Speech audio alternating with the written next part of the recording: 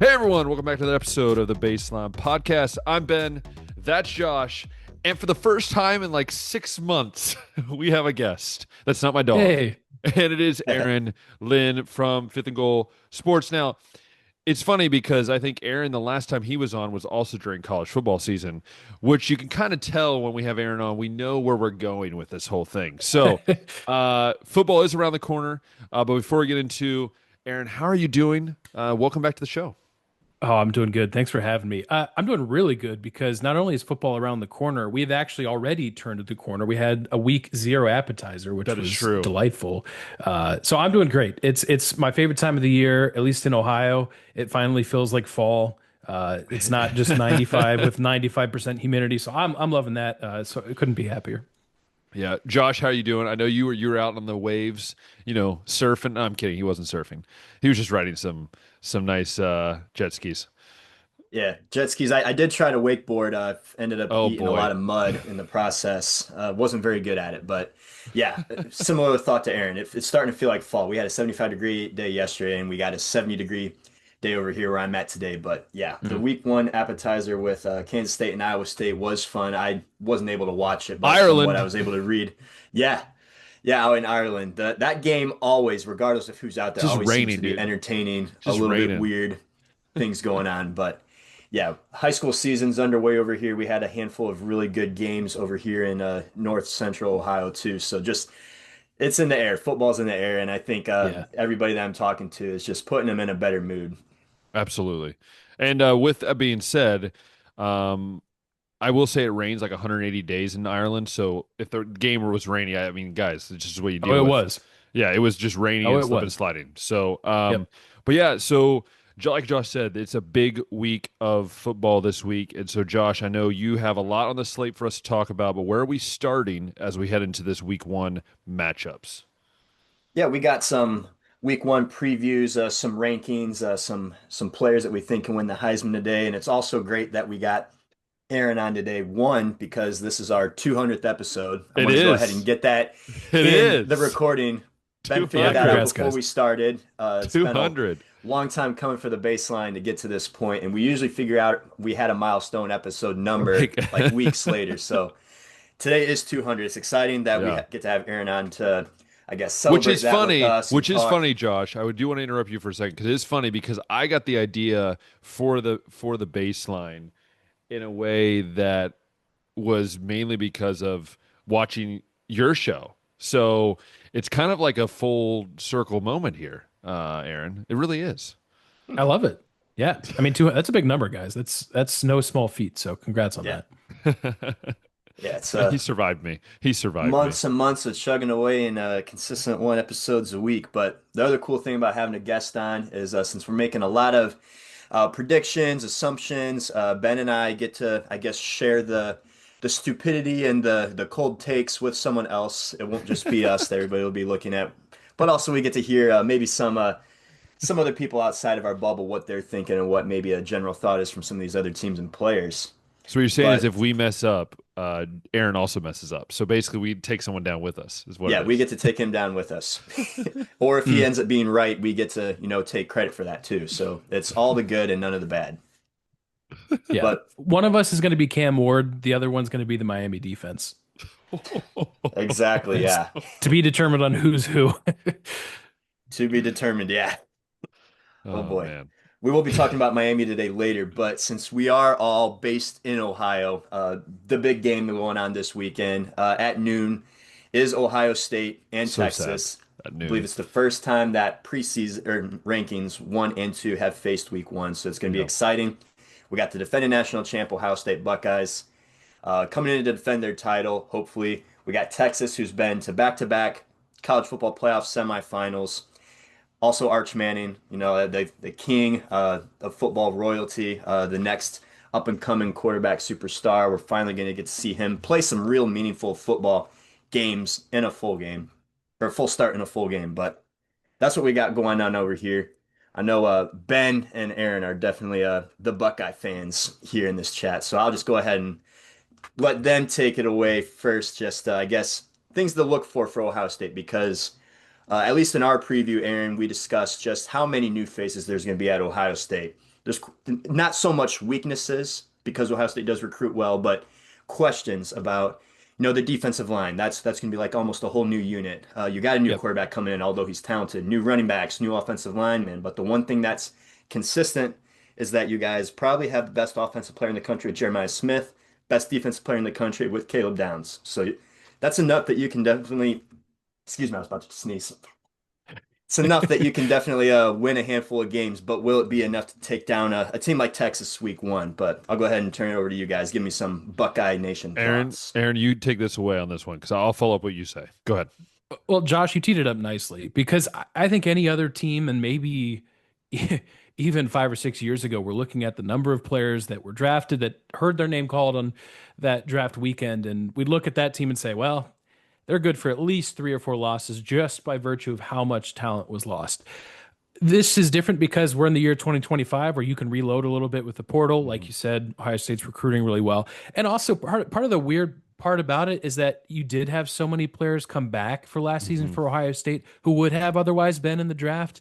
So that is part of the reason why that draft class was so loaded for the Buckeyes. But you said it. I mean, the defensive line, what a test early. What a test Yeah. early. Your biggest of this, you're not going to face, well, I almost said you're not going to face an offensive lines like Texas. And now I'm sitting here looking at Penn State, who's got a great offensive line. But this early, I mean, you've got 4 new starters. They feel good about them. Edric Houston, you got scared with an injury there, Oh, but it sounds like scared he's good me. to go. But that to me, you can dissect this game in a variety of different ways. But can Ohio State reliably stop the run? Can they Yeah. reliably get pressure on a mobile quarterback in Arch Manning? And how that answer goes will dictate this game. Yeah, I think Aaron, you hit it actually on a point too. Actually, that was where I was going to go with the mobile quarterback. I mean, Aaron, we've talked about this before. I mean, what's the one Achilles heel of a high state defense? It feels like every year it's that Hmm. quarterback that might not be great. I mean, he might be a good athlete. He doesn't have to be a great athlete, but a guy who can get out of the pocket, right? They dominate when it's a pocket passer. I mean, if you're a pocket passer going to high state, you might as well just kiss that season goodbye. But I look at it as this way: is like I think defensively, I feel confident outside of that front seven, really. Offensively, I feel confident outside of that front five. There's kind of a kind of a phrase going along in a lot of the, my Buckeye friends and, my dad and I have talked about this too, is that you look at this team and you go, okay, we thought the big Ethan Uwanawa from freaking where did he come from? Rice. We thought he was going to be the starter. Now it looked like he might not be the starter. So right, that starts getting my head going. Okay, what's going on? But look, I trust Ryan Day. Look, if Ryan Day showed anything last year, that was when adversity has struck you against the wall, and I mean has pinned you with the nail about to crush your head because Ohio State fans are about to rip your throat out of yourself. I think it shows that he can build a team, and I think I trust what he chose with Heartline. I trust that he brought in Patricia. I wasn't excited about it at first, but now I'm like, you know what? These guys are going to play in the NFL. You might as well put an NFL style defense in there. But what I'm really looking forward to is in this first game is can Ohio State match that physical toughness that they played in the playoffs last year? If they can do that, I feel like this team can compete. I do think the little funny storylines you have Will Smith Jr., who is a legacy kid who might kind of have, I think this could be a breakout game for him. You have Hero Canoe on the other side, who only left because of Knowles, which is kind of funny and that whole situation. But I look at the end of the day, I like what you said. I think it's going to be that offensive line versus defensive line for Ohio State. And if Ohio State can keep, I think Texas with scoring maybe 3 touchdowns at the max, I think you have a chance to win this ball game because I don't think they can keep up with Ohio State's guys outside. It just depends on does Julian Sain truly live up to that power that he has. Yeah, it's like you guys said, and I wanted to bring up everybody that they lost because it's hard to maintain that success year in and Yeah. year out. That's why it's so Yeah. amazing that Alabama was able to do it with Nick Saban so many times. And just pointing out other programs, I mean, Michigan came off their national championship, lost a ton of players, and then went 7-5 in the regular season. LSU 2019, they go undefeated, and then the next year, Ed Orgeron's like on the hot seat because of how unsuccessful the season it was. So it is very hard to do, but when you're a true tier one program like Ohio State, and you always got talent coming in. I don't think it's as big of a concern. I won't call those things weaknesses right now, just I guess questions that we have. Yep. And then I'll flip it over to Texas now and get some thoughts from you guys on the Longhorns. I think they're losing a handful of guys from last year's team too. Obviously, Quinn Ewers is gone, but you got Arch coming in, highly touted recruit. You lose Barron, who was I can't remember if he was the Thorpe winner or if he at least was a finalist for that. They've been turning over a lot at wide receiver too. You go from A.D. Mitchell and Xavier Worthy to Matthew Golden, Isaiah Bond, and this year there's going to be new starters over there. The run game should be consistent. I believe Wisner is back, and Baxter, who also was injured all last season, highly touted recruit's going to be running. And then offensive line is going to be good, although Kelvin Banks, who was the anchor of it last year, is gone. So I guess thoughts on Texas. I see them similarly to Ohio State, where they've just been recruiting so well. They got such a good coaching staff over there. So there's not really anything that I'll call weakness right now, more so is just a question mark. But I think I feel a little bit more solid in my opinion of Texas than I do Ohio State, at least at this point. Mm. I would agree. I think part of it is just the staff there. There's a little bit more continuity. Like, I don't know if Buckeye fans are. I think most Buckeye fans know all the players that were lost to the draft. They know that Jack Sawyer's now playing with the Steelers and JTT's playing with the Colts and all this stuff. But I think the turnover on just the staff alone is a big deal, and you don't have that quite as much with Texas. You've got Kyle Flood. He's been the offensive coordinator there for 5 years, which I know that Steve Sarkisian calls the plays, but he's there. Defensive coordinator's been there, I think, even longer than Sark has as well. The biggest thing to me with Texas is not only do they have the number one recruiting class this year, they've got a top 25 portal class, which to me is the perfect blend. Because if I've got a team with a top 25 portal class and recruiting in, like, I don't know, the 50s or 60s, you could tell me that team goes 10 and 2, 11 and 1, 12 and 0, and I could shake my head and say, yeah, I could see that.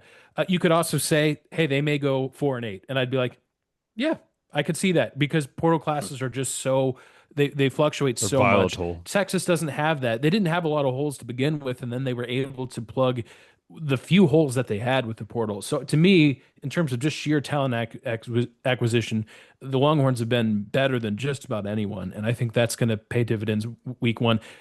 Josh, you talked about the running backs. I mean, this team was down to basically their third string running back before a snap had even been played last year.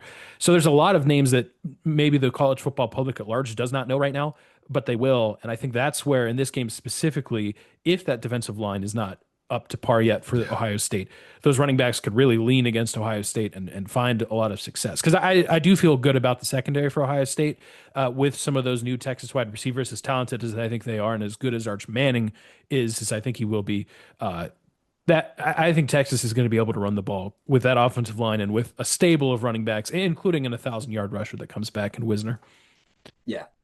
No, yeah, no, So and I think the other thing on top of that too, I think you talked about, Aaron, is just like it's the 4-2-5 defense, man. And I know that sounds crazy to people, but like when you're great at shutting down the pass, which I think the High State's going to be very good at shutting down the pass this year. I think they're going to be able to contain a lot of teams.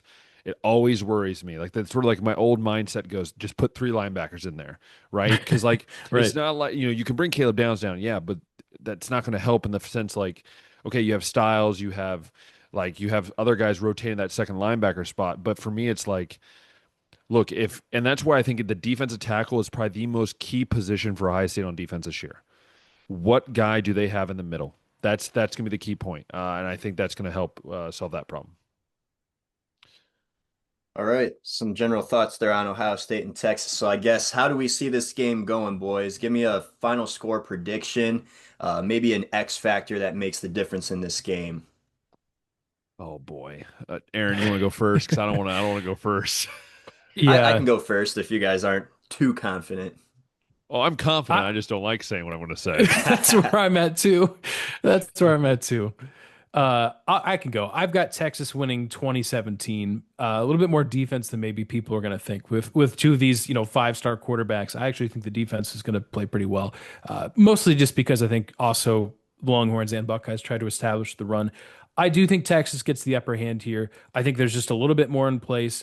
I think it helps that Manning has played at least a few snaps. I mean, I know Sane technically has, but Manning's actually played in some game action. I think him being back in the same offensive system is going to be really big.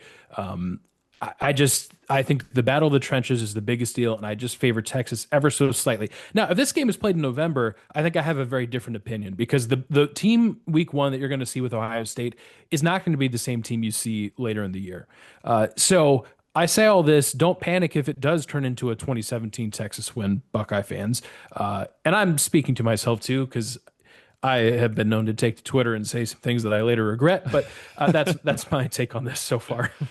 No, I'm with you, Aaron, and I think I talked to Josh about this too on the show or a couple times. Like, I don't like this matchup week one, and I think, look, Texas has a lot of revenge they want, right? Like Ohio State was in basically Texas in their backyard, said, Yeah. let me take this from you like a baby, right? So for me, I just look at this team and I go, you know, what's the best scenario? And I think the best scenario is that Ohio State learns and they learn about themselves. And I think, and I have Texas winning this game 28-21. I think Ohio State I think it's close for most of the game. I think it's going to go back and forth.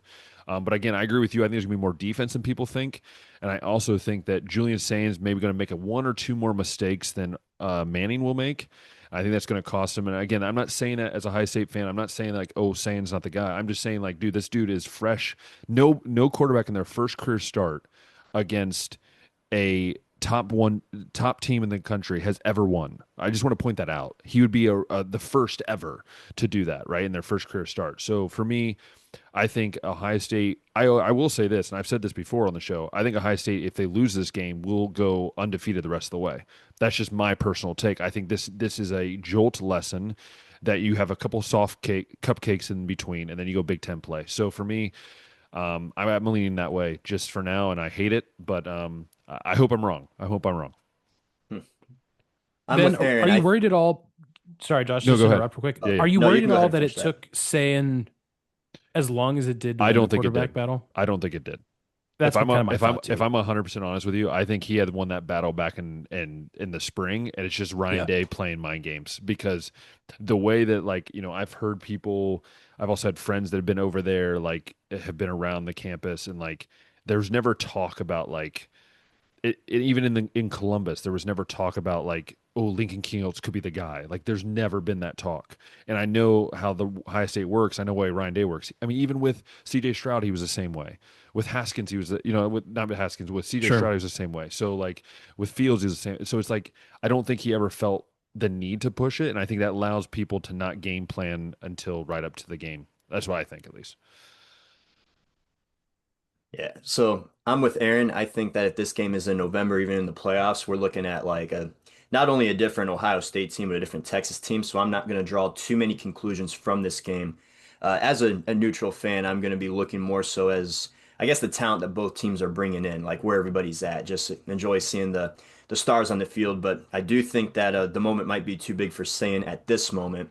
If it's not and he ends up pulling off a win, like Ben said, this is the first time anything's happened like this, and you got to feel really good if you're a Buckeye fan. But uh, similar thoughts to Aaron. I think it'll be a little low scoring. I'm going Texas 27-24 actually. And I think the difference of the game will be just Texas's ability to be able to run and maybe exploit an inexperienced Ohio State defensive line. Are you saying there's a chance? I'm sorry. I'm Saying there's a sorry. I'm chance. sorry. I gotta quit that. I gotta quit that. Aaron, you better put that in your show later. You better use that joke. Hey, I'm Um, just glad that the three of us picked Texas. So congratulations, Ohio State. congrats, guys. Yeah. Again, I see Ohio State if as a team that's going to be way better once the end of the season is over, just because of all the new faces. And this is you don't get your normal like 2 to 3 tune-up games before you get into conference play with this. Like you're going right Yeah. into number one team in the country. You don't get the luxury of getting to test some things out. Like you got to be ready right now. Yeah, true. But probably the next biggest game on the slate for this week is LSU and Clemson battle. Who's the real Death Valley? We've had some struggles with both of these teams week one, too. Obviously, the story of LSU not being able to get it done against USC, Florida State.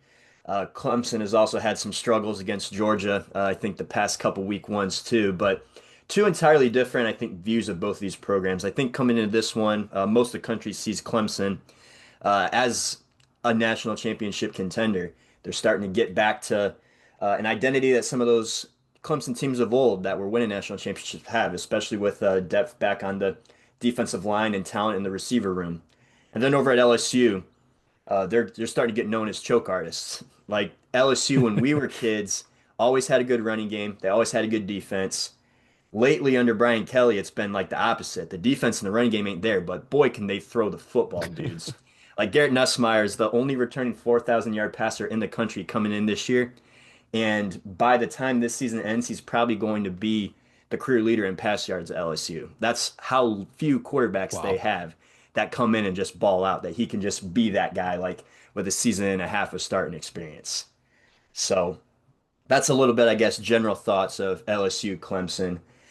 Ben, I'll turn it over to you. Just, I Yep. guess, thoughts on Oh, both teams. I prediction, know, like prediction, what you, thought. Oh, yeah, I know what you oh, said, at least during a prediction or yeah, preview season with us. But yeah. uh, I I have zero faith in LSU. I will be 100% honest with you. I'm not even gonna sugar it right now. Sugarcoat it. I just LSU for some reason I just like I look at LSU and I feel like it's like that varsity team that like thinks they're all that in their conference and then they go play another varsity team from another conference and get beat by like 35 points. That's what I kind of feel like they are. But look, I love what Clemson's doing. I think it's been a very quiet Clemson offseason. I think it's been a very quiet, no one's talking about Clemson. But I think Klubnik is going to have a great year this year. And I think Clemson is slowly going to kind of turn that tide of, oh, have they lost their mojo to is this the team that's going to compete with the Big Ten and the SEC? Is this going to be a team that's going to be up there with those teams? And I just look at this game and I think it's really going to be a lot of Clemson. I think offensively, and I think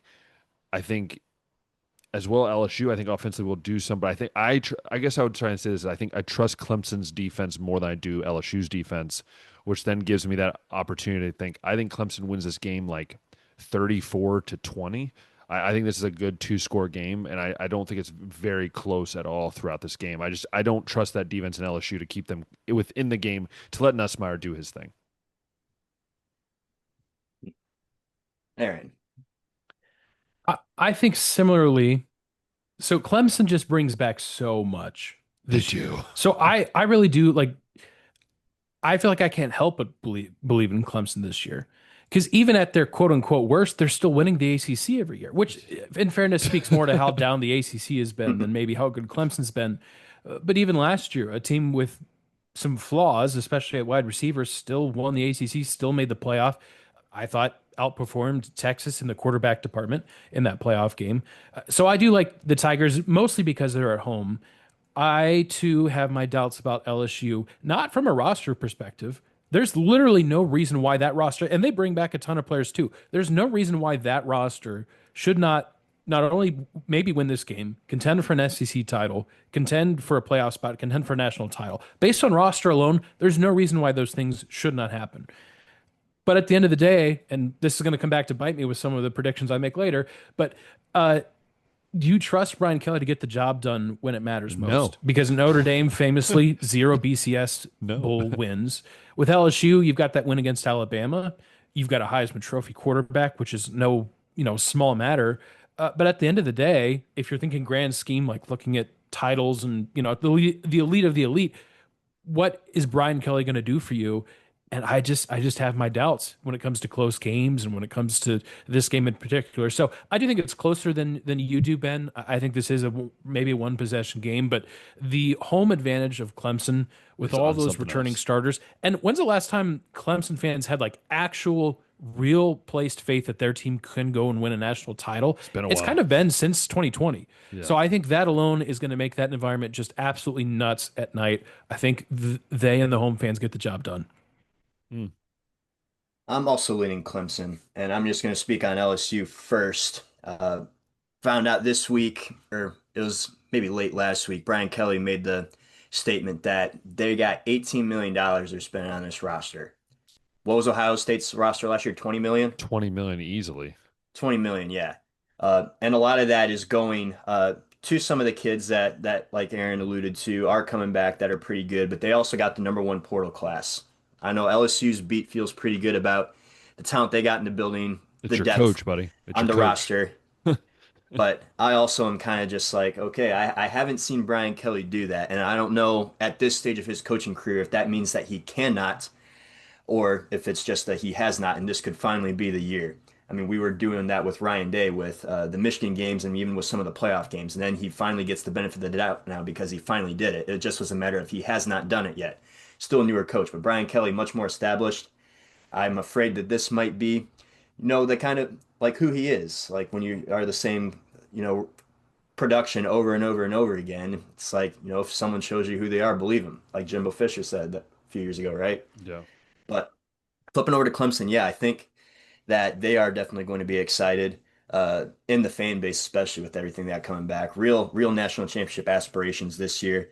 And it's not like LSU has performed badly. They have had their moments where they've shot themselves in the foot in some of these week one games, but I don't think it's going to be particularly a blowout for Clemson either. But I am going to give them, and I think there's going to be a lot of points too. I'm going to give them a 38 to 31 W for the Clemson Tigers over the LSU Tigers. Love it. Love it. We're on agreement today. Look at So this. far, yeah, this is Bad scary. sign. This is a bad sign. And Bad sign. I think this is the first game that might have some difference right here, and that's going to be the Notre Dame Miami game. We got the Catholics versus convicts rivalry right here, which used to be much more heated, but this year I think it's going to be an entertaining matchup. We got I guess some thoughts I have on Notre Dame. This is the first time I can remember, maybe since Ian Book, that they are going to have a starting quarterback that they actually recruited. It's not going to be a transfer like a Riley Leonard or a Jack Cohn or a Sam Hartman or any of those guys. Like CJ Carr is the guy that they went out and recruited, and he's going to be the starter this year. You also got so much talent on that offensive line that's coming back that really, I mean, we've come to, I guess, expect from Notre Dame. They make really good offensive linemen over there, and you're going to have Jeremiah Love back at running back. What a playmaker we saw last year. Some tough running from that guy for sure. The Notre Dame fan base believes they got more talent at receiver this year than they have had in the past too. So hopefully, some weapons there that are unknown right now that will come to fruition for Carr. Over on the other side, I guess for Miami, all the offense, as Aaron said at the start, no defense over there. That's why they, in large part, were able to win 10 games, but just came up short of making the ACC championship, making the playoff. Cam Ward did a lot for that roster. He is gone now.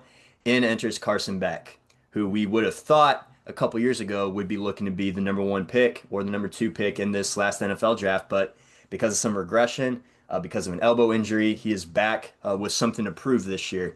And we just saw Cam Ward kind of in a similar situation transferring to Miami and absolutely explode and became the number one pick. Maybe Carson Beck can do the same thing. He's going to have a lot of new receivers over there in the building.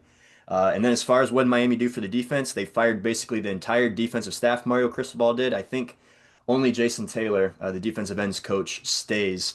So there's going to be new coaching staff, new scheme all about. And from reading some stuff from the Miami beat, it sounds like they didn't think it was so much a talent issue last year. And I mean, Miami always seems to have some NFL kids on that defense. It just was either they weren't positioned right or the scheme wasn't good. And so that's why it was as bad as it was. But I have a hard time believing that a defense with talent could play as bad as they did. Either way, those are some, I guess, thoughts and questions I have on both rosters coming into this one.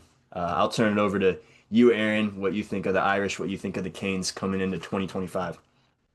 I'm fascinated to see this defense. They are switching to, with those new staff members that you mentioned, Josh, they're switching to a five secondary kind of scheme, which addresses their immediate need, which was pass defense, because they allowed 214 pass yards per game, which was 57th in the FBS. And that doesn't sound all that bad. But remember that they beat up on Florida. Then they crushed Florida A&M, Ball State, and South Florida in the non-conference. So those numbers were actually a lot worse. Those just A first lot four worse. games kind of inflated their overall, because even points allowed, they only allowed, and I put this in quotation marks, only allowed 25 points per game. But if you look at like ACC play, that got bad fast. So I think that addresses their immediate need. The problem is your immediate need week one is to stop the run. And Jeremiah Love, who I think Gotta is do just that. Gotta do he's that. so good. And I So think big, dude. I think he's so about to have an big. insane season. So I don't love the matchup for Miami. I know this is a home game. my more overarching concern with Miami is Home game, by the way. Home game. exactly. Yeah, Yeah, Hard you Rock read doesn't my have mind the because necessarily the strongest home advantage. yeah. And I'm sitting there week 1 of the 2022 season, 23 season, I think it was 23. The Miamis are playing one another, Miami, Ohio, Miami University, and the Hurricanes. And I think it was on the ACC network. So they had the athletic director on and they were asking him like, oh, like South Florida, they're building their own on-campus stadium. And any thoughts on, if Miami will do that? And he's like, nope, we're good. And I'm just sitting there. I'm like, what do you mean? What do you mean you're good? Have you have you been to a game? Have you seen how many people or lack thereof show up? I mean, this one will be full. Don't get me wrong. I am curious to see what is the split. Is it actually Miami folks or is it Notre Dame? All the All those retirees old, down in all Florida those that have, old retirees from yeah. Catholic churches up I'm there. interested to see. Um, so that's kind of an overarching thing for the Miami program. But Josh, you're right. The talent acquisition has not been the problem here, and it won't be the problem this year either. They've got really good talent, but I like Notre Dame in this game. Even if you're breaking in a new quarterback, I do think the Notre Dame offensive line asserts their dominance. Jeremiah Love has a big game. And I think the wide receiver room is better for Notre Dame this year, too. I think this could be a better passing team Great overall. I mean, I think house. CJ Carr gives you a chance as much as I loved Riley Leonard and the fact that he was basically just willing to die on the field in any given moment. I think CJ Carr gives you a higher upside in the passing game. Will we see that week 1? I don't know. But I do like Notre Dame in this game by probably, let's go 28-20. Mm. You know, that's fascinating. I would say that can you feel the love? Yeah, I'm sorry, I'm not going to sing, but I really believe that Jeremiah Love is going to. I'm talking steamroll down there in Mm. South Florida. I just look. I saw the way they played Ohio State last year. We could see, and Aaron can attest to this. They can compete with the fastest teams in the nation. They did against Ohio State. Even when Ohio State got up early, they fought their way back and they kept clawing and everything. They have some of the best returning guys. I like Jeremiah Love, I said, but then you have the receiving core is kind of underrated. I looked around the receiving core. I'm like, a lot of these dudes are actually not bad. Like they'd probably be quality guys anywhere else. But then I look over, like you said, I look at Miami. So you go to the 4-2-5. What did I just say about Ohio State? What is the one thing I'm worried about? Not having three guys in the box additional to your defensive line that can to be there to stop the run. And look, Notre Dame's been, if they prove one thing, they like to do the one thing over and over and over again. So if running the ball is going to work, they might throw the ball like 12 times.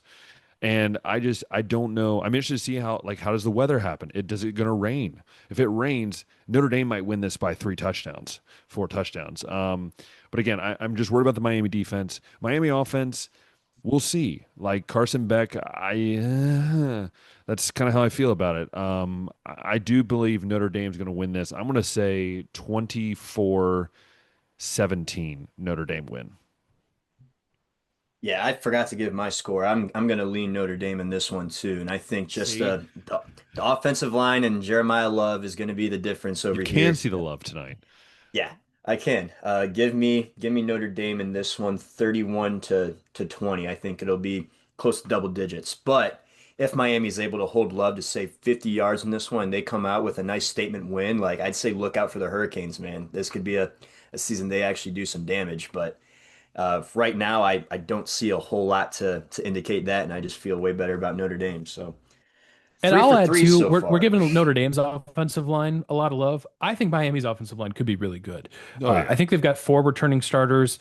Mark Fletcher is in the backfield, and he's former basically High been the State backup the commit, last by the couple way. years. Yeah. It's funny. We're basically saying Notre Dame what we think is their path to victory.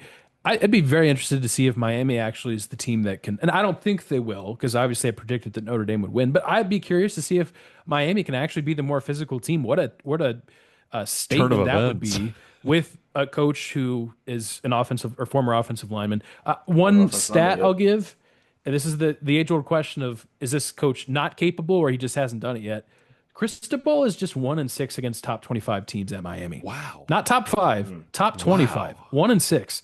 that's Now, shocking to like he me. inherited a little bit of a rebuild, but that's not great because again, we're talking about the ACC that has been down. So chance to turn that around week 1. Mm. Yeah, good point. And I'm glad you brought that up because Miami does have a really good offensive line coming back too. from an offensive line coach. But uh, yeah, I think Miami's under Cristobal, whether they won like 5 games, 8 games, and 10 games. And I mean, the fan base is hoping for at least a repeat of 10 wins, or like now you got to make the playoffs this year in Miami. And I feel like if they lose this one, there's going to be a lot of panic, a lot of overreaction from the base. But yeah, we will Well, see what because happens then there. you look at their schedule: South Florida, Florida, Florida State. That's 3 weeks in a row. Well, there's a Everybody bye week else, between Florida and Florida State, but still. yeah, everybody's been pointing out the last 8 weeks of Miami's schedule too, because I think their bye is after 3 or 4, and then it's like 8 straight games without a bye. So Correct. Yep. it gets tough. Yeah. Uh, we got one more game over here we'll talk just because I think there's some players on this team that we'll be talking about as the season goes on. That's South Carolina and Virginia Tech. I think that we mentioned with Ohio State having the best offensive and defensive player in the country. I think at least South Carolina could have maybe the best offensive and defensive player in their conference with Lenore Sellers and Dylan Stewart. Of course, that's also with Garrett Nussmeier in this conference, but I think that's how good Lenore Sellers could be this year, just with the dual threat that he provides and how Shane Beamer and everybody over there feels about him. Uh, and I know South Carolina is also one of those teams in the SEC where it's like they've been slowly building up to something. This whole conference is going to be interesting to me, Aaron, because there's maybe uh, 3 teams at the top, I'd say, in that tier one, but then there's like maybe 7 in that second tier where you got like Florida who's building up to something. You have South Carolina who's building up to something. You have Ole Miss who's hoping to stay, Tennessee who's hoping to stay, Texas A&M's hoping that they're building towards something big, and it's just not everybody can do that. Oklahoma's another team that's got playoff aspirations this year, and not everybody's going to be able to do that just because of the way that numbers work. So South Carolina Yeah. is one of those teams that is in that mix too, where it's like, are they going to go, 9-3 again, maybe even be able to up that to 10-2 and make the playoff? Or are they going to be one of those teams that falls off, maybe goes 6-6? I mean, that was the case with them a couple years ago, where they had a surprise season where I think they won 7 or 8 games, and then the next year was supposed to be a building up year, and then they just totally flopped with Spencer Rattler and with how bad that pass D and offensive line was over there. But they get, I think, a decent week one matchup that we can learn a little bit from. Virginia Tech's just kind of been in a slump in that ACC too. I can say personally from our area, a lot of people will be paying attention to the Hokies because Terrion Stewart from Bowling Green transferred in over there. He's a Sandusky, Ohio native, Sandusky High School graduate. Will be taking the field with the Hokies this year with aspirations to get to NFL. But that's more so like a local story. I think there's just too much on this Hokie roster that's going to keep them from winning a significant amount of games. But I like South Carolina in this one, and I'm going to be more so watching individual players in this one. But I'd say give me the Gamecocks over here by, could be even like 20 points, maybe like a 40-20 final. I can Ooh, see. yeah. Ooh, I'm interested in this too because one, I think South Carolina is going to have another good year. That's just my opinion. I think the talent they have, by the way, like if you just look at some of the freaks that they have on their team, like just freaks. Like I'm not talking like great athletes. I'm talking about dudes that don't make sense. They have probably at least 3 of them I can think of. 2 of them are on my fantasy team, so I could just read them out for you. Mhm. And like I think Lenore Sellers, if he has the year that we expect him to have, he's a guy that could throw for, let's say, 3,000 yards, run for 800 yards. Like that's just the kind of season he can have. But you also talking about probably the biggest freak and unknown out of this team, which is, well, you have a couple of things. You have Harbor, who he has not lived up to the hype because I mean the dude is 6'5" and runs about a 4.3, and he weighs about 230 pounds. So for me, what do they do offensively? They have so many guys. Faison is still up in the air, just with like I know a lot of the transfer things with him. He's from I think Utah State or BYU, one of the two.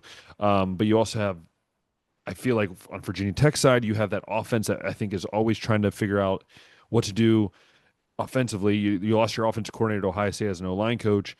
I also went to a Reds game and sat next to the special teams coordinator's parents, so that's kind of funny. But I look at this game side by side, and I look and I say, I think if South Carolina doesn't win this game, I feel like as a South Carolina fan, you should start worrying because I think that's just a bad sign of where this team is going. Rather than this should be your build up. Use this game to really launch your guys' selves, and I think it's going to be a South Carolina victory. I'm going to go. I think Lenore Sellers, this is a bold prediction. Lenore Sellers runs for 100 yards and throws for 200 in this game. Ooh, And I'm going to say South Carolina wins 42-17. wow. This is one of those games I think very different than the other ones we've talked about so far, where like it's so easy to read into week one, like whatever happens, like Ohio State loses and maybe they can't run the ball. Panic in Columbus. Doesn't even matter if it was a close game. True. But outside, like everyone's going to look at that and say, "Oh, Texas beat Ohio State. Good team beat a good team." This game, I think you're going to be able to draw some conclusions from, especially if the score is as lopsided as you guys think. I want Virginia Tech to make this a close game. I don't know if they will. But here's the storyline to me from the 2024 season from Virginia Tech. They had 7 losses. Their first loss was at Vanderbilt in overtime, which at the time, week one, again, going back to the conversation of don't overreact too much, we're like, oh my gosh, they lost to Vanderbilt. This is horrible. The world's ending. Virginia Tech's done. Will they ever be back as a program? Turned out Vanderbilt was actually pretty good. So then you lose to Rutgers by 3 points. They lost to Miami, somewhat controversial, 4 points at Miami. At Syracuse, took the Orange to overtime, lost by 7. Clemson lost by 10. At Duke, lost by 3. Those were their 6 regular They were season like losses, the Nebraska. They're basically all like the by one Nebraska. possession. Yeah, yes, or other than Clemson. So if you're a believer in Brent Pry, which unfortunately at this point I don't think there are many of those, then you might think, hey, if Virginia Tech just goes 3-3 in those close games, because by the way, all of their wins were by double digits against not great teams. If you're a believer that, hey, if you can just go 500 in those games, all of a sudden Virginia Tech is a 9-3 team. That is very interesting. Kyron Drones was not good last year. He was injured. No. I thought I was high on him last year. If what we saw with him as a freshman really comes to fruition, I think he gives the Hokies a chance. But I'm afraid that he's going to be running for his life, and he's a good runner. But I mean, like running for his life with some of the weapons that South Carolina can leverage on the defensive ends and tackles and whatnot. So I do like the Gamecocks here as well. I'm going to say it's a little closer. It's a weird neutral site game. Why are we doing this at a neutral site when these two teams Facts, have dude. two of the best entrances in college Dude, football? I know. And we're like, you know what? For real. Oh, it hurts my heart. I'll go South Carolina 33-20. Mm. It's a good point that Aaron brings up with the one score games. I was just going to point out first, the spread in this one is South Carolina -8. So if it ends up being the final score, Oh, Ben and I think it's going to be, that's absolutely yeah. insane for the books. But Yep. famously or infamously, Ben and I were very high on Virginia Tech last year. I We actually think I were. I convinced was with Ben. you guys.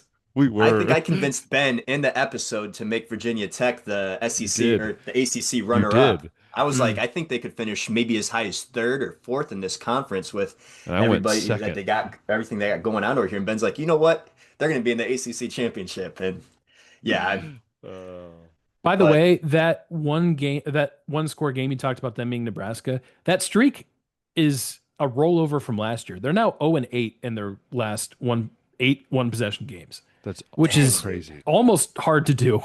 It's it almost the is. classic USC stat where USC was up 5, their 5 Big Ten losses, they were up in the fourth quarter in all of them.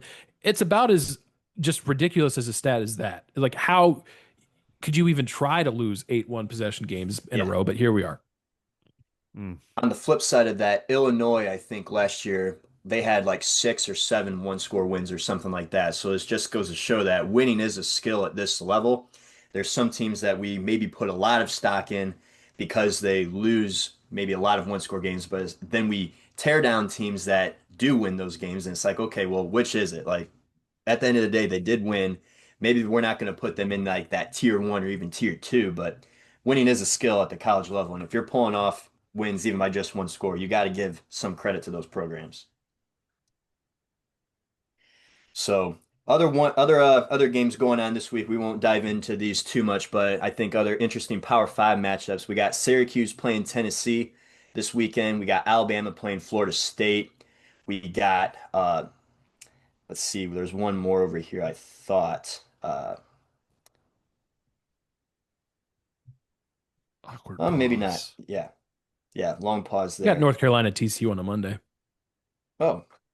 That's where it's at. Yeah, I was reading the top 25 schedules. So yeah, that's going to be another game that will be fun to watch But between a couple interesting unranked teams. it's our favorite time, though, Josh. This is our favorite yearly This is where we tradition. get to look like fools. You can So talk about yourself, not me, though. we'll talk about Should we me. do Okay. should we do power rankings or should we do I want to Heisman? do the teams first. Okay. I want to rank some teams. So My list has top been five power fluctuating. rankings over here, Aaron. We do this every single week. A power ranking is not an AP top 25 poll where we maybe Let's overreact clarify that, to please. Everyone, quit stop like a yelling at lost me. week one. Yeah. For Gosh, example, not to spoil anything, but Texas is in my top five. And if for whatever reason they lost this game to Ohio State, I'm not they'd going to still be drop the them on top my top five. five because that means they lost to a really good Ohio State team, as it turns Sure. out. Yeah. So that's what a power ranking is to me. And this is based off of, I guess, teams that I feel pretty good about. There's not a ton of projection in this one. It's mostly just teams that I feel really good about going into the season. There's going to be some surprises, obviously, but I feel good about the top four I have. Trying to figure out that fifth was tough because, in my opinion, every year there's only a handful of teams that can win the college football national championship. And once you get down to like five, six, seven, eight, nine, 10, all those teams are just kind of like the same to me. So my number five, I'm rolling with Arizona State. And that for that reason, because this is a team that has the most returning starters from last year, including a starting quarterback with Sam Lovett.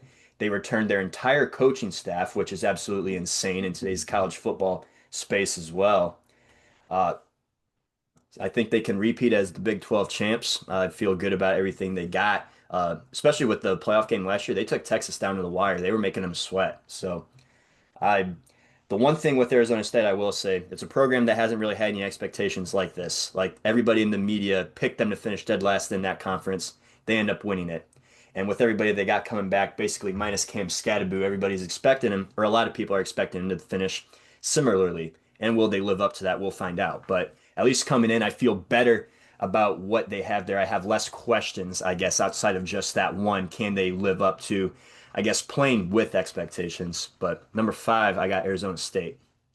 Mm, And I love, Kanye Udo from Army, dude. he's He's a not maybe going freak, to be a dude. scatterboo, but He's a freak, dude. he's going to be good. He was a fullback basically at Army. Right. Yeah. I- it's interesting where you talk about the run game there, Aaron, because number five for me is actually Notre Dame. I have Notre Dame at five. That might be a little low for some people. Um, Again, I just need to see Notre Dame do it again, right? Like and we've talked about how they're going to. I think they're going to dominate against Miami, but I need to see them continuously do it again. But I had to put them in the top five. I feel like if you're a runner-up from the previous year, you deserve to be in that top five. That I've always been that way. I know some people always disagree with me on that, but I'm like, look, if you won it or you were second place, I feel like you're in the top five to enter that season unless you went through a big change.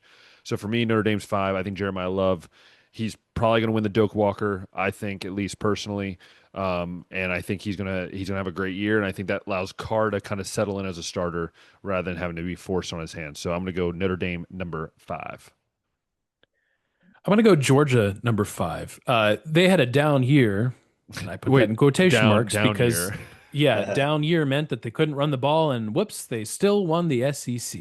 And they still have no Uh, receivers, by the way, which we still going to find out about that. yeah, I think I don't know. I just tend to trust Kirby Smart at this point. I don't disagree, but I think they're going to be able to run the ball. I think Gunnar Stockton will give you just as good of quarterback play as you saw from Carson Beck, if not better. I mean, to a certain extent, he did lead that comeback against Texas in the SEC True. championship. So, I think Georgia is just, it's hard for me to imagine a scenario in which they are not a top five team, especially this year where there's not like a consensus, in my opinion, like a clear, I mean, there is a clear like one, two, three, but in terms of like, oh yeah, it's this team to win the championship or it's the field. Like we've had those years before, even with a Georgia or with an Alabama. And I don't think we have that this year, but there's just too much talent. They're going to be too good. And no one is better at gaslighting their team into thinking that no one believes in them, like Kirby Smart. Like that year they won the championship. That Kirby Smart somehow, whether through witchcraft or however he did it, convinced his team that the media was picking them to go 7-5 when no such thing was uttered. So and ironically, he's actually got some like actual leverage to use where they were down and didn't live up to the You know expectations that's that on they the have in bulletin that building board. in You know Athens. that's on the bulletin board. So that's just incredible mind games that he's able to play. So Georgia's my fifth team. Mm. Georgia was one of those teams that I was flirting with putting at five, and it's for the reason you said. On a year where they quote unquote sucked, they still won the SEC. And Georgia isn't going to be as bad running the football. I think they ranked like 100th or something like that in rush It was yards per bad. game. Just Yeah. something that we're not used to seeing with a team that puts out as much offensive linemen in the NFL as they do, and with the talent that they got at running back. I mean, that's been the a big part of the national championship teams that they've had is just the ability to dominate the line of scrimmage. So they definitely could be in that mix. Mm. Moving up to number four for me is teams that I feel definitely better about. Uh, and I'm going to put the Buckeyes here at number four. Uh, oh, I think I upset somebody. I'm putting him at four, and I'm curious to see now, based on that reaction, where Ben has Ohio State, if Oh, he has him here at jeez. all, or if they're up at number one or two. But it's one of those like Jeez, projection Christmas. things where it's like we have a lot of questions about Ohio State, but I trust the recruiting, I trust the talent and development at Buckeye Country, even if they lose this game to Texas, that they're gonna improve as the year goes on, and they're gonna be a team that's going to be tough to beat in the playoffs once again. But I'm putting them at four right now, going into 2025. Yeah, you all are about to hate me when I do this one. I have Penn State at four, and that's gonna rub people the wrong way. I know for a fact. I can see people in the comments right now. Look, I'm reading them right now. look. I think Penn. Homer. I know. I think this is the thing with Penn State. It's the biggest question, and I think Aaron maybe can attest this. Maybe he won't agree with me on this. Until I see Franklin do something like outside of just being a really good regular season team, until he beats Ohio State, until he beats Michigan, until he beats these teams in the regular season, for me, like that's why it's kind of a projection with the talent because I think they probably have the top four talent wise in any team in the country. Like I really do believe that. I think they have. Uh, Now everyone can say Drew all that. I know there's different opinions. I still think he struggles in big games, but I think he's still one of the best quarterbacks right now in at least the Big Ten and obviously in college football. They have two of the best running backs, if not the best running back tandem in college football. But again, it comes down to can they win the big game? And I'm still unsure about that. So for me, talent wise, I'm going to put them there for the preseason. They're number four. That's who I got. All right, my number four team is Clemson for a lot of the reasons why we stated earlier. Ton of returners, which has been the combination for both Ohio State and Michigan winning their titles, is a lot of players coming back. Cade Klubnik was just super solid, 36 touchdowns, six interceptions last year. Like I said, felt like he played his best game, arguably, well, maybe his best two games down the stretch when they beat SMU in the ACC title and then against that Texas team. I, I mean, some early tests, right? Like that LSU game is going to go a long way in determining how good Clemson can be this year. It's not going to necessarily knock them out of the playoff, but then you go to Georgia Tech 2 weeks later. But I just think this team's going to be solid on all fronts. I think they're going to be able to run the ball well. The wide receiver room is so good, and it's been so bad for no apparent reason. I don't know how you go from DeAndre Hopkins to Sammy Watkins to whoever, to Hunter Renfro, who was there for 20 years. Justin Ross, To T. Higgins. Right. Yeah. I mean, the list continues. Like, I don't know To how you nothing. go and just fall off a cliff. But now they've got, and if they make as deep of a run as I think this team can make, you've got Antonio Williams, Bryant Wesco, and TJ Moore, who, by the way, almost did pull this off. I think you've got a chance for three 1,000-yard receivers. If you're giving Clemson like 16 games, I think it's possible. So I really like Clemson. I just think there's not a lot of weaknesses. There's also not a lot of chances for them to have slip ups because of the what I think is the relative lack of strength in the ACC. But that's my number four team. All right. Number three for me, I got Clemson right here for basically Aaron said everything that basically I was going to say about it. They got so much talent coming back. I think they do got real national championship aspirations over there. Uh, Finally mimicking, I guess, or looking like the Clemson teams of old. Cade Klubnik, you guys will see where I have him in my Heisman rankings after this, but feel really good about the Tigers that they got coming back. and what they can do this year. So that's my number three is Clemson Tigers. Ah, Josh stole my thunder. Yeah, number three for me is Clemson. I Hmm. will echo everything the last two guys have said on this show. So for me, Clemson is just they have everything you want in a team that's going to be solid. And I think Cade Klubnik again. I'll echo what Josh said. I think he's going to be up there in the Heisman watch as well. But yeah, I just really like what Clemson's doing. So that's my number three team. My number three team is Ohio State. It's crazy to me that, again, I'll go back to this point I made earlier. It's crazy to me that we're even talking about Ohio State as a top five team, considering just purely what they put in the NFL. It it really shows how well they've done adding talent. I'm curious about this team's ability to run the ball. That might be my biggest question that I didn't necessarily talk about with the Ohio State Texas game because you lost two 1,000-yard backs. And I think CJ Donaldson, that transfer is going to fly under the radar. I think there's a lot of people that did not watch him play at West He's a Virginia big that are going to dude. watch him play and see that he's like 6'2" and built like a refrigerator. And they're going to be like, that guy plays running back. Yes, he was a tight end as he was recruited, and now he's a running back. So that's fun. And then you've got Peoples in the backfield. So can they do that consistently, guys? My Buckeye scarlet and gray glasses have me a little afraid that Ohio State loses to Texas, and even with a bye week, they go to Seattle, an underrated environment. They go play a quarterback who's dynamic that a lot of people are not talking about. And in Julian Sain's first real road test, Ohio State loses to Washington. There's two losses in September. Panic happens in Columbus. And then the team settles in, runs the table the rest of the way, including beating Penn State, including beating Michigan. That's how I see this season going. There's going to be some growing pains because of how much you let. There's just no way to avoid it. I don't care how well you've recruited, how well you've portaled in. There are going to be growing pains with this amount of turnover. I think they're going to be just fine eventually. But I think a couple losses, you can't be a top two team, I think, in this situation if you've got two losses on your calendar. Mm. I think similarly. I think 10-2 is like realistic and something that Ohio State fans should feel pretty good about. Yeah. But they also should feel that they're going to be really strong going into the playoffs because they're going to Mhm. have that full 12 game slate out of the way. They're going to have some good wins, like you said, over some of those teams on their schedule if they are going 10-2. That means they beat some pretty solid squads along the way too. So I just even thinking like, okay, can I put Notre Dame ahead of them? I don't think so. Can I put Bama ahead of them? I don't think so. Georgia, I don't think so. Like maybe it's just the Ohio State brand and coming off the national championship. I don't know, but it's just really hard for me to put Ohio State any lower than four, even like you said, with everybody that they lost. Mm. Moving on to number two now. For me, this is where I got Texas. This is where I got Texas, Ben. Number two right now. I feel good about Two. some players, some key pieces they got coming back. I feel good about some talent that's going to be coming into the roster this year. I feel good about the coaching staff coming off of back-to-back, like we said, playoff semifinal finishes. I think everyone on this squad is hungry and they're going to be, going at this season really hard.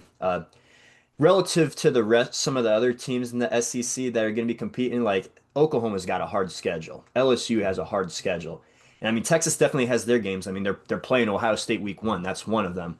But compared to some of the other powers, the schedule isn't like any kind of murderer's row, if you will. So I think even if Texas ends up having a roster that maybe doesn't live up to the expectations that we think they could, I think they're still going to find themselves in that like top three, top four area by year's end. Yeah. Dude, I don't know what's going on with your list there, Josh. For me, I have Ohio State here. Um, some people think I was going to put them number one. Look, I'm not that crazy. I'm crazy, but I'm not that crazy. Look, I kind of agree with what Aaron said in a sense, like looking at like from a scarlet and gray lens in a sense, like they are Ohio State fans are the worst at when a loss happens, they think that like a tsunami has hit the world and like the end times are coming, right? Like, Right. but at the end of the day, like it's going to happen. But I do believe this is the top two team. One, because I believe that a team that won the national title, they have to be proven that they can be beat. And so for me, until that happens, they are a top two team for sure in the country. And again, I think talent wise, they have the best receiver in the country, offensive player in the country. They have the best defensive player in the country. I think they have the talent there. It's just putting it all together. So for me, they're number two, and it's pretty simple for me at least. Josh, I'm with you. I've got Texas number two, which Ben, you're over there looking like you got shot as if you didn't No, I predict know. Texas to beat I know. Ohio State like No, I 20 did. minutes ago. I did. That's what I'm Uh, sitting here thinking. We're gonna have to ask It's ask you more, after Aaron's done here. How can you pick listen, Texas to win? it's more of who you're going to have at number one that drives me insane. well, we'll get to that because Josh and I seem to agree on that too. Uh, yeah, for all the reasons Josh said. Now, there is a scenario, which I don't think is likely, but I have to say it anyways, in which Texas shows up to Columbus, gets beat, wins, runs through their next three games, like 100 to million to zero. Then they go to Gainesville October 4th. Maybe DJ Lagway just goes off. They lose that game. 3-2 team playing Oklahoma. Uh-oh. Uh-oh. Yeah, if you're three and That three gets real after that interesting. stretch, Uh-oh. Because there's still a game at Georgia and home against Texas A&M if you do go 3-3. Again, I don't think that's likely. I have them number two as a reason. But the what if scenario if like the season just goes completely upside down for Texas is pretty funny. So I'll throw that out there. But yeah, Josh, I agree. yeah, it's absolutely Oh something boy. that would be entertaining to watch, especially how that fan base reacts. So I guess that leaves one team that could be my number one, and that, of course, is the Florida Gators. No, I'm not that big of a I homer. was like, hold on, what? Not that big of a homer. I hope my Gators can be a playoff contender this year, but number one for me is just Penn State. I can point to so many teams that or things on this team where it's like I know that they got this There's or I one thing know you they don't got that. know. There's I one don't know if James Franklin can win a there's big one game yet. thing. That's the one thing. But when you look along the roster, Drew Aller, I don't think he's like maybe as special as some people consider, but he's one of the better quarterbacks they've gotten in the building, at least in my lifetime. They got Singleton and Allen coming back. That's probably one of the best running back duos in the country, definitely in the conference. They don't have Tyler Warren back. Wide receiver's been a concern, but they made it a point with the NIL budget to go out and get some solid wide receiver transfers. Aaron already mentioned how good the offensive line is over here. We know Penn State's defense is usually pretty solid. Plus, they bring in Jim Knowles, who is going to be following Tom Allen and Manny Diaz. Like they've had good defensive coordinators coming in the building over here.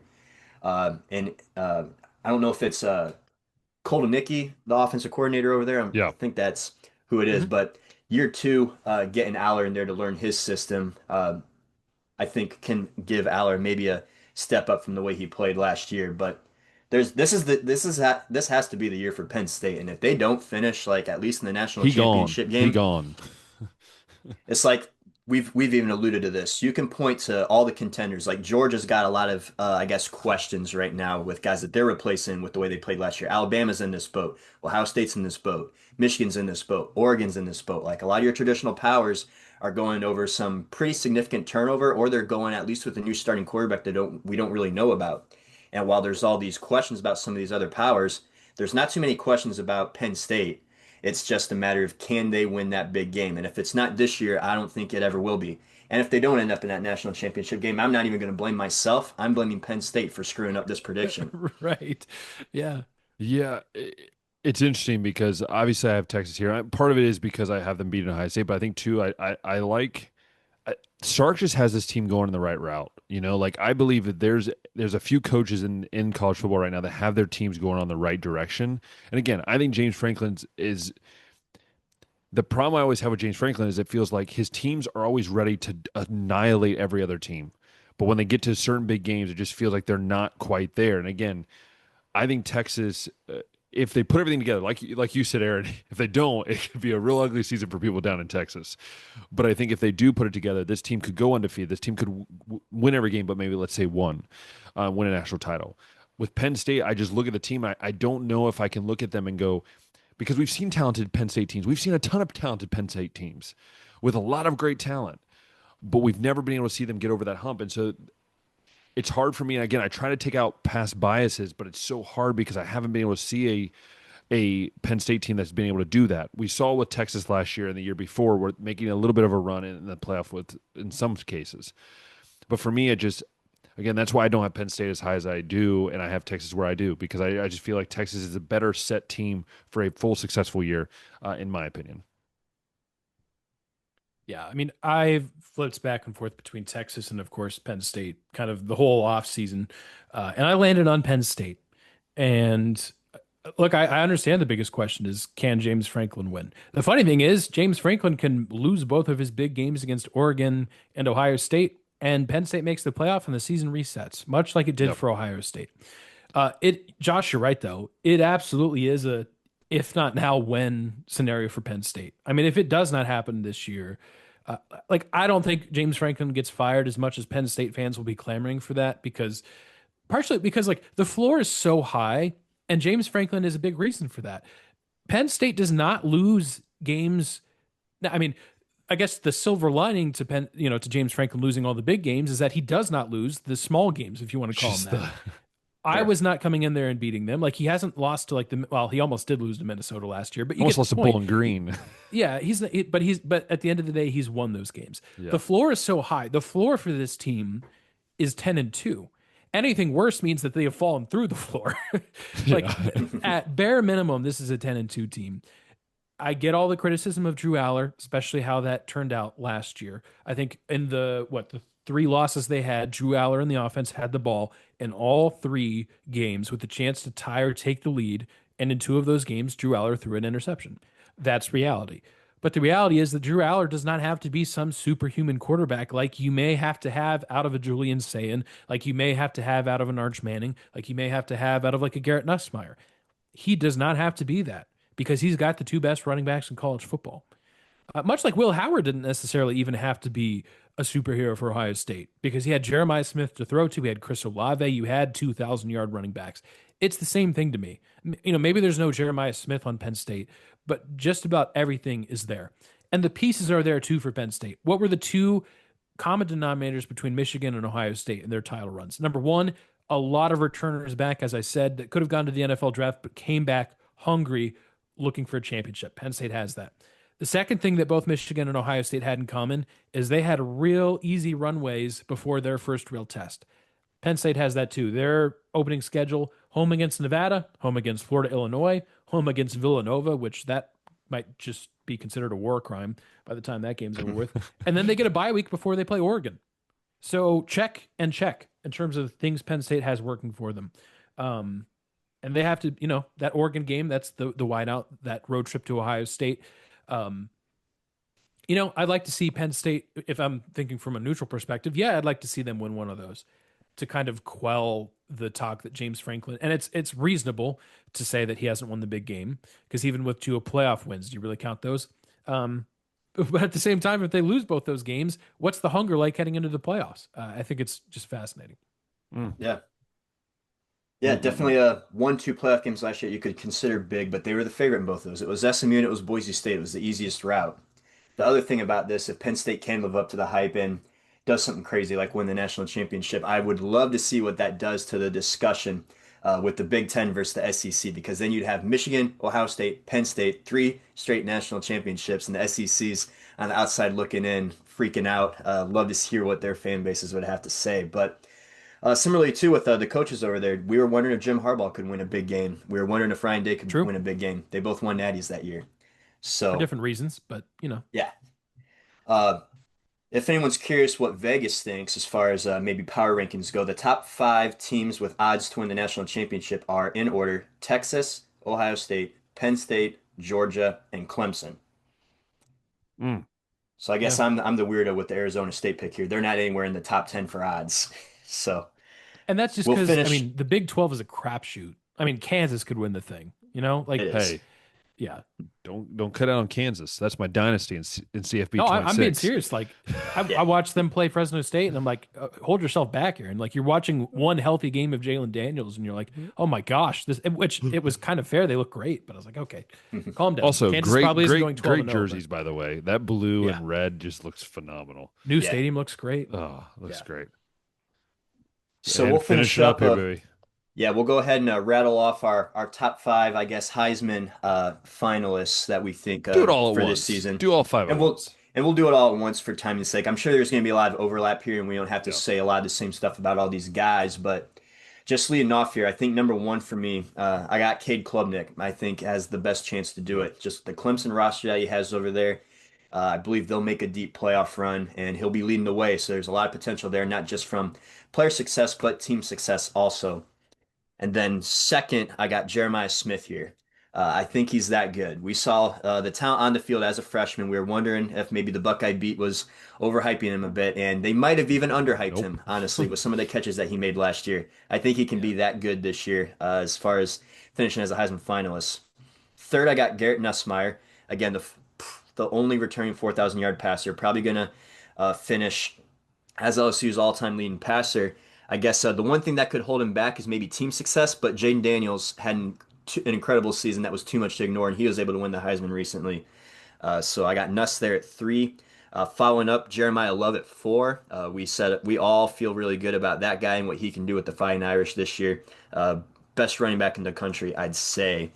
And then 5, this is where it gets a little tough because then you got to do a little bit of a, I think, projection here. But I got Lenore Sellers over here. Mm. I think he's going to do a lot for the Gamecocks over there. I think that just the dual threat he provides right there. I think he's going to end his college career here with a bang. And rounding out my top 5, I got Sellers there.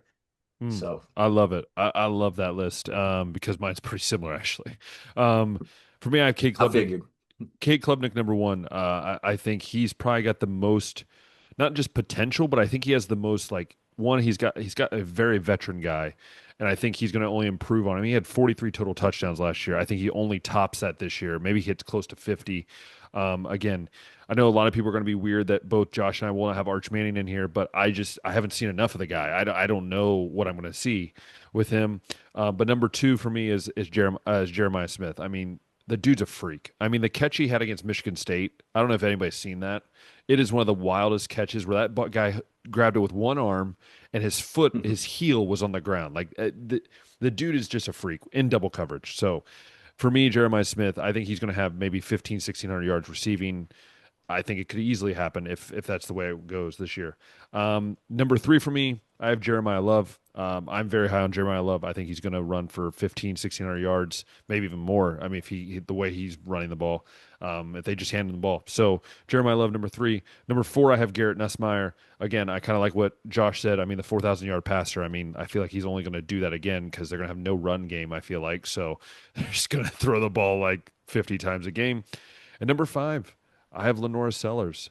I am very. I think there's something about a running QB that it seems like there's always one of them that makes it to at least the rankings as the year goes on. And again, I love what he can do passing the ball.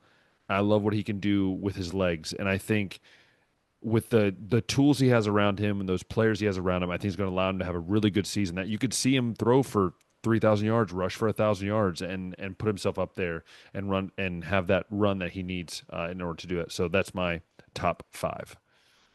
I'll go backwards because it's dramatic. I've got Garrett Nussmeier at 5. I think his stats could be ridiculous, but in the case that LSU actually has a good run game and actually plays defense, they won't need him to throw the ball quite as much, maybe. Yeah. But certainly the potential's there and the big game opportunity is there. Number 4, I've got Jeremiah Smith. Quiz question for you guys without looking. Okay. And because I stumbled across this stat, I'm like, that's insane. Of Ohio State's 16 games, how many games did Jeremiah Smith have with 7 or more receptions? I think it was only 3. Was it 3 games? It was 2, which is crazy to me. I was going to say 4. He only had 2. He had 7 against Oregon for 187 yards, and that was just stupid. And then 9. Actually, both games were against Oregon. The first game, the loss was 9 receptions for 100 yards, 7 catches for 187 in the rematch. Dude. The reason I say that is, what does Julian Sayin know at this point? His head's going to be spinning. I know he's a talented freshman. It's all going to be new.